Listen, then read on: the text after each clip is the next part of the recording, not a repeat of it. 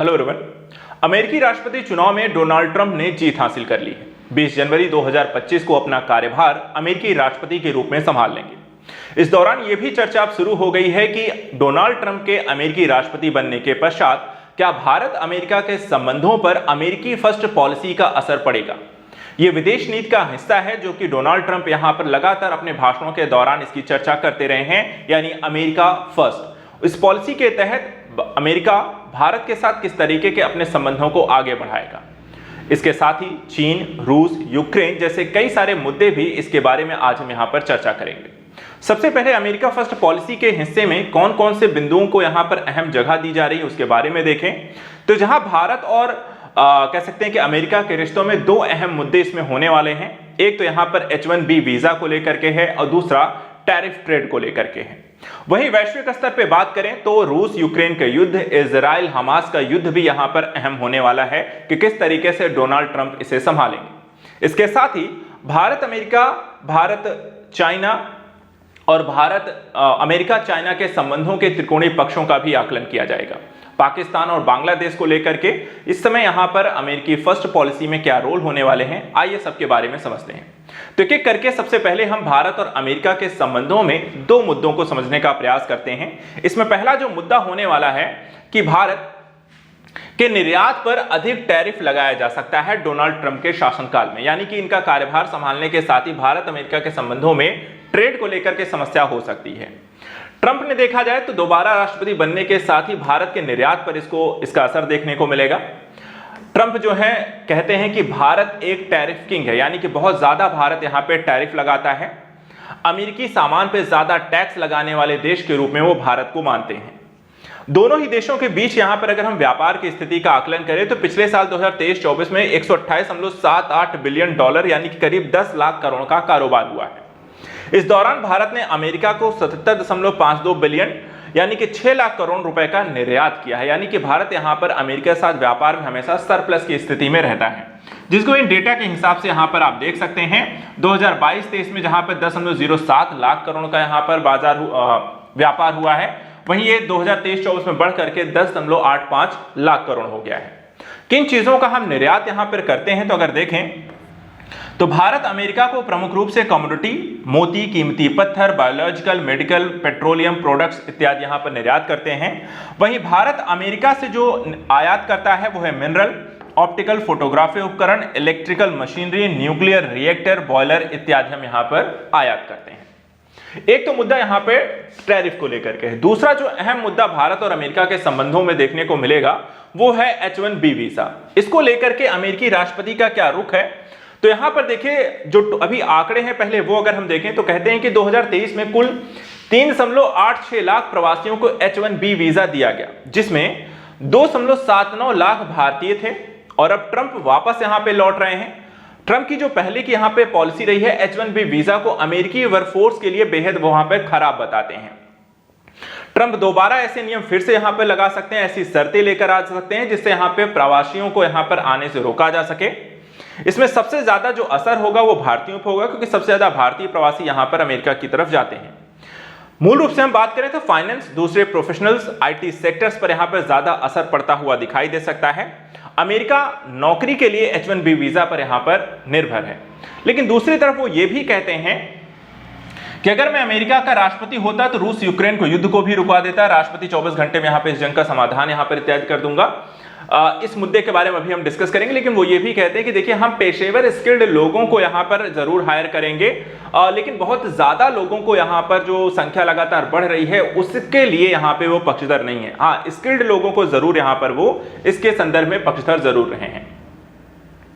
वहीं सेना और रक्षा क्षेत्र में भारत के संबंधों की अगर हम समीक्षा करें तो initiative on critical and emerging technology यानी कि ICET और GEHL जैसी डिफेंस डील भारत और अमेरिका के सैन्य संबंधों को मजबूत करती हैं।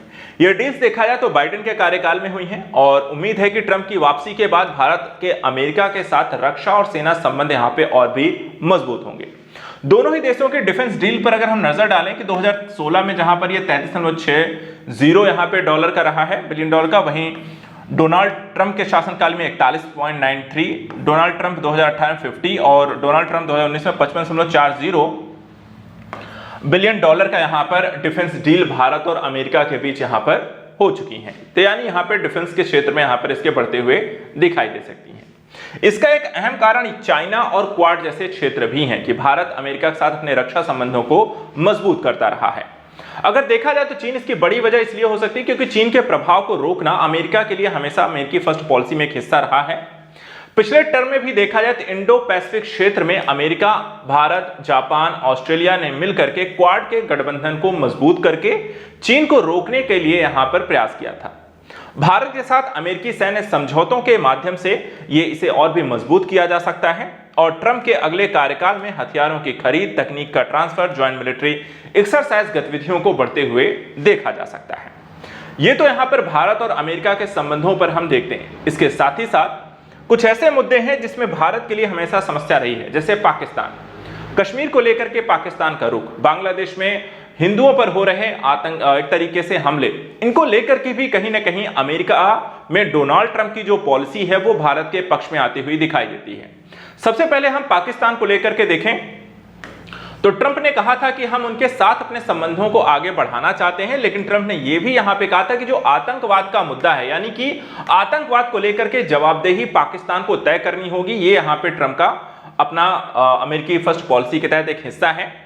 वो ये भी कहते हैं कि हम दुनिया में ताकत के जरिए शांति लाएंगे और ट्रंप का ये स्टेटमेंट कट्टरपंथ और आतंकवाद के मुद्दे पर भारत के पॉजिटिव संदेश के लिए, क्योंकि भारत भी आतंकवाद को भी किसी भी तरीके से टॉलरेट नहीं करता है, जीरो टॉलरेंस पॉलिसी को अपनाता है।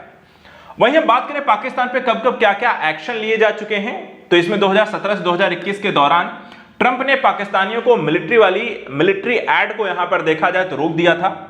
वहीं $300 मिलियन यानी 25 लाख करोड़ रुपए की मदद पाकिस्तान को दे रहा है अमेरिका, और पाकिस्तान आतंकवादियों को अपनी जमीन से इस्तेमाल करने को रोकने के लिए डोनाल्ड ट्रंप यहां पर उसको जवाबदेह ठहराना चाहते हैं, जो कि भारत के देखा जाए तो पक्ष में बनता हुआ दिखाई देता है। इसके अलावा कश्मीर और बांग्लादेश में हिंदुओं पर हो रहे हमले को लेकर के भी अपने कह सकते हैं चुनावी भाषणों में जिस तरीके से रुख अपनाया गया वो भी भारत के पक्ष में बनता हुआ दिखाई देता है। सबसे पहले बात करते हैं कश्मीर में धारा 370 के हटाए जाने को लेकर के। ट्रंप यहां पर कहते हैं कि मैं इसमें यहां पर दखल नहीं दूंगा, ये भारत का यहां पर आंतरिक मामला है जिसमें मेरा यहां पे कोई लेना देना नहीं होगा। वहीं कमला हैरिस ने यहां पे कश्मीरियों के पक्ष यहां पर लेते हुए दिखाई देती हैं, लेकिन कमला हैरिस हार चुकी हैं और डोनाल्ड ट्रंप का जो पक्ष है वो भारत के लिए बेहतर है।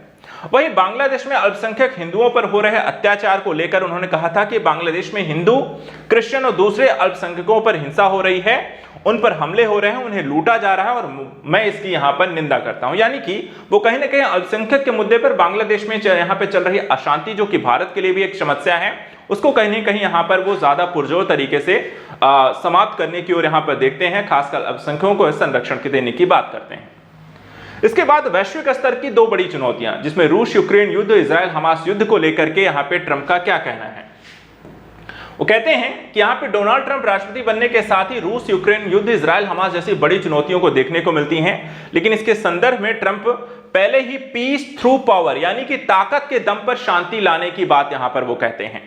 रूस यूक्रेन जंग पर ट्रंप पहले ही बयान दे चुके हैं और इसके माध्यम से यह समझा जा सकता है कि वो आने वाले समय में से एक शक्ति प्रदर्शन के माध्यम से रोकना चाहेंगे।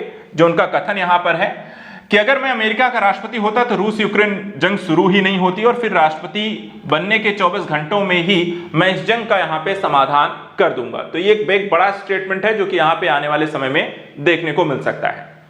दूसरी तरफ यहां पे इजराइल का साथ देते हुए भी ट्रंप दिखाई देते हैं, यानी कि इजराइल हमास जंग पर ट्रंप का रवैया रूस यूक्रेन युद्ध को लेकर के थोड़ा सा अलग है।